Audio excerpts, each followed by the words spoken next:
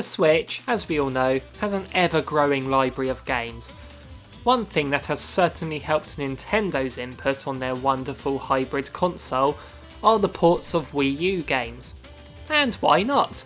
The Wii U has some fantastic games that not a lot of people got to experience due to the console not selling well. These ports aren't now as common as they were, but there is always room for more.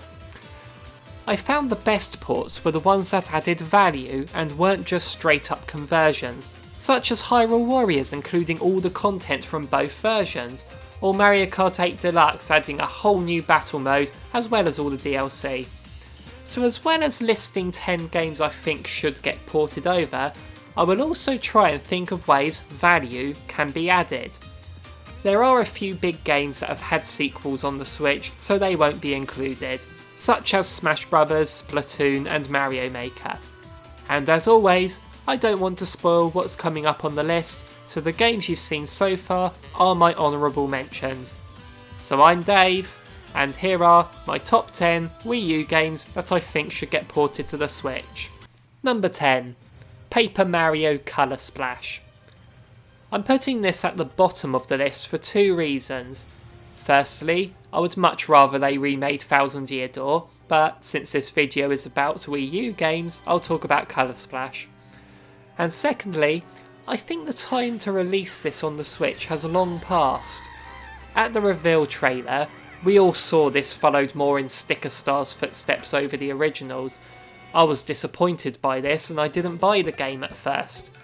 I did eventually give it a go, and I was surprised to see that it is actually a really good game. If this had been cancelled on the Wii U and brought to the Switch's launch window, then I feel this would have sold a lot better. The only thing stopping it from being truly great is the lack of a proper level up system.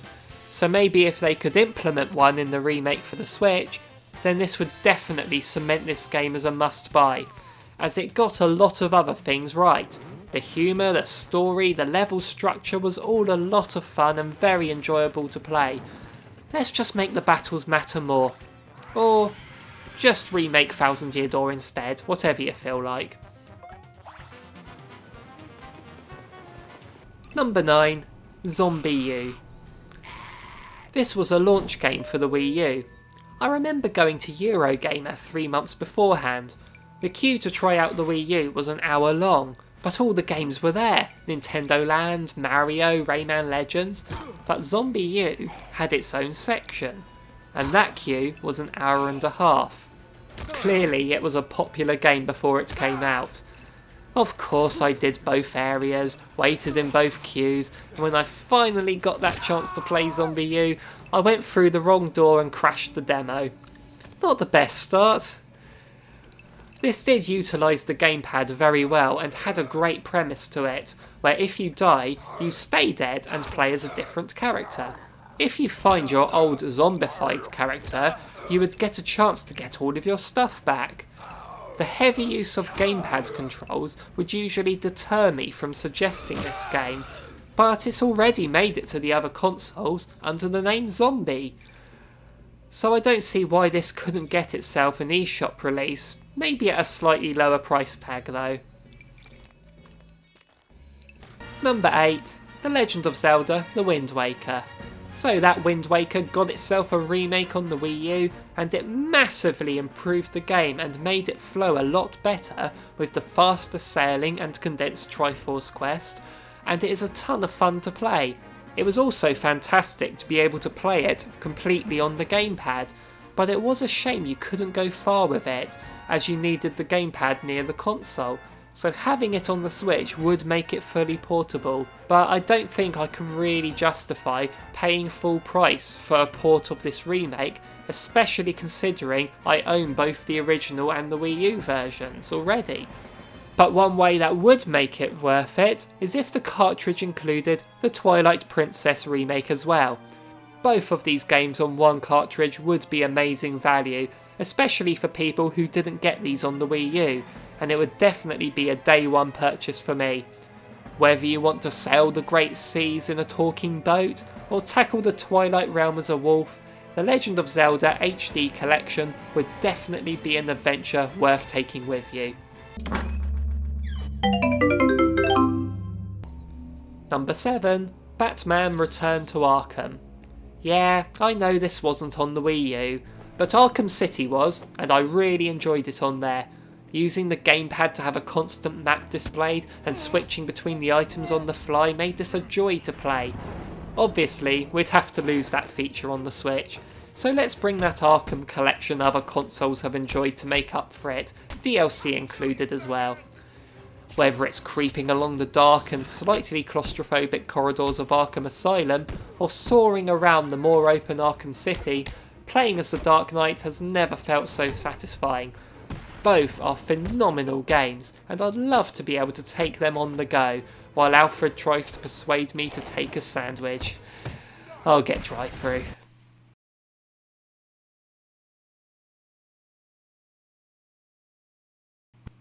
Number 6. Freeze Me.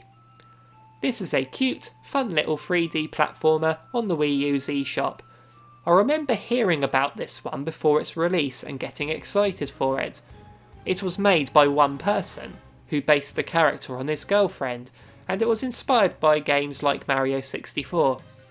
It was a very well made game that deserves more attention, and bringing it to the Switch would certainly give it another chance to shine. It had its unique gimmick of being able to freeze things with our camera, which worked well, and it didn't rely on it too much for it to feel intrusive. There were 3 main worlds, each of them open for you to explore, and although you choose which golden cube to go for as you enter, you don't necessarily have to get them in order, much like Mario 64. There are several good 3D platformers on the Switch now, so why not invite this one to the party, grab that camera, and say freeze!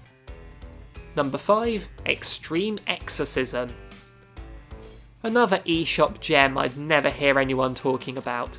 This one got a discount at launch if you had already tried the demo. The idea of this game is to kill the ghosts running around a room. Killing the ghost with the crown ends the round and you move on to the next one, in which an extra ghost is added. The twist is, when the new ghost is added in the next round, they copy your exact movements from the previous round, so the further you go, the more ghosts you'll have to deal with, all of which are performing your every move from before. This makes the game very strategic, as not only should you be aiming for the main ghost, but you should move in a way that would be easy to avoid in future rounds. This was such a fun game to play, but how can I make this have any more value? Well, by being able to take the game off the TV, of course, because bizarrely, you couldn't play this on the gamepad screen. The game's logo was displayed on the gamepad the whole time you played, and it baffled me as to why you couldn't bring the game onto there, as I would have spent a lot more time with it that way. So just put it on the Switch eShop, let me take it around with me so I can do some proper exercising.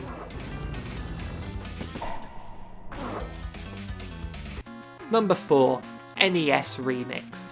Now this one should be a no-brainer. It was already brought to the 3DS as a complete edition, so why not do the same for the Switch? These 2 games had a bunch of NES games broken down into bite-sized challenges.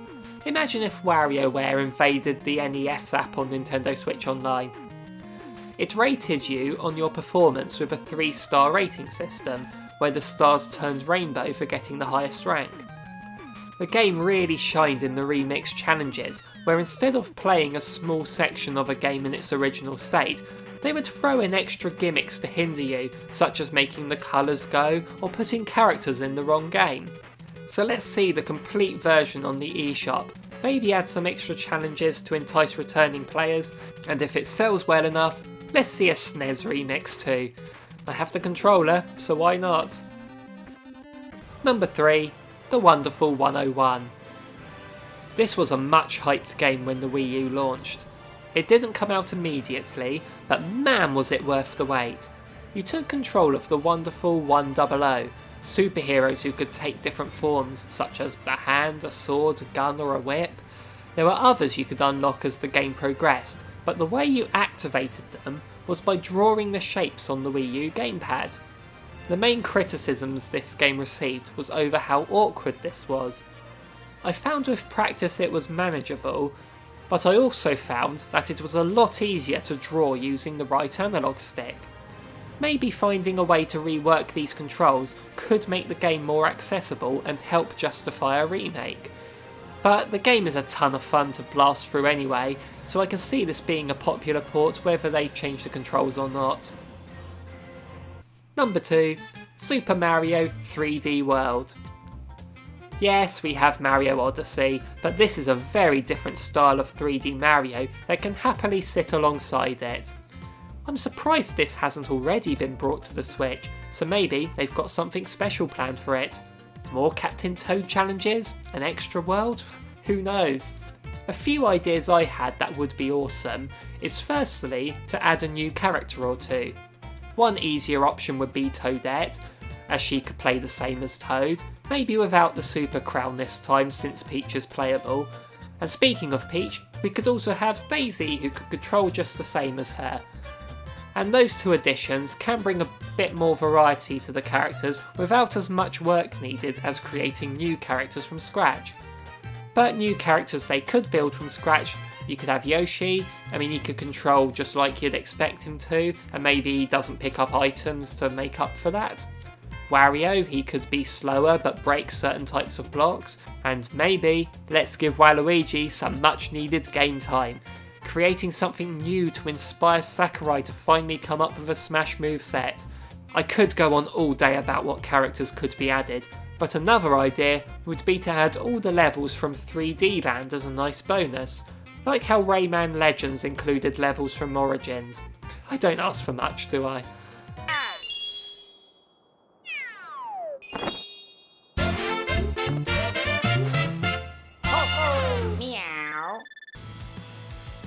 Number 1. Sonic Boom. Yeah, I'm just kidding. And number 1. Pikmin 3. This one has been rumoured for a while now, and seeing that Pikmin 4 was apparently close to completion about 4 or 5 years ago, maybe it's time for this game to refresh people's memories. I'd be happy to buy this one since I never owned Pikmin 3, hence why you're looking at trailer footage now. One way they could add value to this game though would be to include all the DLC as standard, but what I would really love to see is for them to pack in the first 2 Pikmin games and make this the Pikmin trilogy. Let younger gamers really get to grips with this franchise they may not have tried yet and see it from the beginning. The one thing that worries me about this idea is that they ported New Super Mario Bros. U with just its DLC, instead of including all of the New Super Mario games as one collection. So maybe I am asking for too much here, but as long as they bring that amazing bingo battle mode back, then I won't be complaining. So, those are the 10 games that I'd like to see ported to the Switch, along with ways that they can add value to entice me to double dip. Are there any I missed? What Wii U games would you like to see come over, and how would you like to see them with added value? Let me know in the comments down below, and if you liked this video, be sure to give it a like, and if you want to see more like this from us, then make sure you subscribe so you don't miss what's to come. Thank you for watching everyone, goodbye.